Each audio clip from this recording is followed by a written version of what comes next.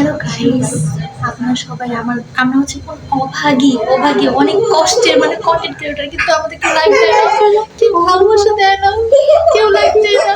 আগে জানতাম দুনিয়াতে অনেক হিংসুটে মানুষ আছে, কিন্তু ফেসবুকে আসার পরে বুঝলাম কিছু হিংসুটে মানুষ এমনও আছে যারা ফেসবুকে লাইক কমেন্টস দিতেও হিংসামি করে বা কিপটামি করে। আবার অনেক ফেসবুকার আছে যারা ভালোবাসা নিতে পছন্দ করে, দিতে পছন্দ করে না। আবার কেউ আছে ভালোবাসা দিয়ে তারপর আবার উঠিয়ে নিয়ে যায়, মানে আনফলো করে দেয়। যারা ভালোবাসা দিয়ে ভালোবাসা তুলে নেন বা ভালোবাসা দেওয়ার অভিনয় করেন, তাদের শাস্তি আসলে কি হওয়া উচিত সেটা আপনারা নিজেরাই বলেন। এভরিওয়ান, কেমন আছেন সবাই? আলহামদুলিল্লাহ আমি ভালো আছি। আজকে চলে গেছিলাম আপনাদের প্রিয় ব্লগার হ্যাপি ম্যাডামের বাসায়। কি এতদিন ধরে বলতেছি একটু দেখা করতে আসার জন্য, সে কিন্তু একদমই দেখা করতে আসে না, তাই আমি চলে গেছিলাম তার বাসায় দেখা করার জন্য। হাই গাইস, আজকে যে আপনাদের প্রিয় ব্লগার হ্যাপি ম্যাডামের বাসায় চলে আসছি, কারণ সে আমাকে সাথে দেখা করতে যায় না।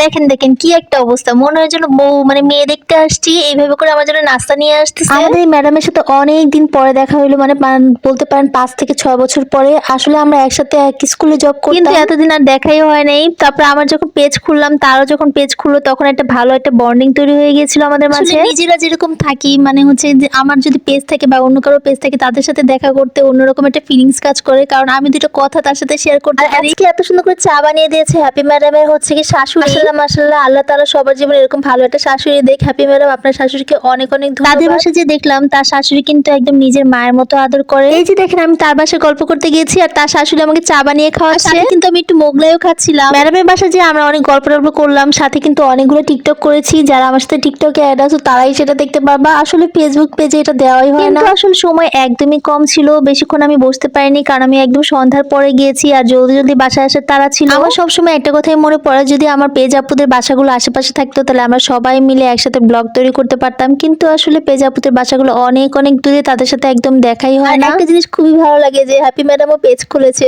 তো তার সাথে আমার ভালো মতো দেখা হয়, মানে দূরে থাকলে কথা হয়। আশা করি আমাদের দুজনে ভালো একটা বন্ডিং থাকবে সব সময়। ম্যাডামের কিন্তু একটা কিউট একটা বাবু আছে, সে কিন্তু আমরা যখন টিকটক করতেছিলাম সে কিন্তু বিশাল পরিমাণে হাসতেছিল আমাদের কথা শুনে। তার বাসায় যাওয়ার পর তার বাবু কিন্তু আমার সাথে ভিডিও করতে যাচ্ছিল না, অনেক দূরে দূরে দাঁড়িয়ে দাঁড়িয়ে শুধু আমাকে দেখতেছিল। কেন যেন বাচ্চারা সবসময় দূরে থেকে আমাকে দেখে, তারপর অনেকক্ষণ পরে মিক্স হয়ে যায়। অনেকক্ষণ পরে আমি তাকে বললাম, আসো তোমার সাথে একটা ভিডিও করি। সে আমার পাশে এসে দাঁড়িয়েছে, তারপর আমি তার সাথে কিছু ভিডিও করতেছিলাম। তোমরা কিন্তু বাবুটাকে দেখে অবশ্যই সবাই একটা মাশাআল্লাহ বলে দিও।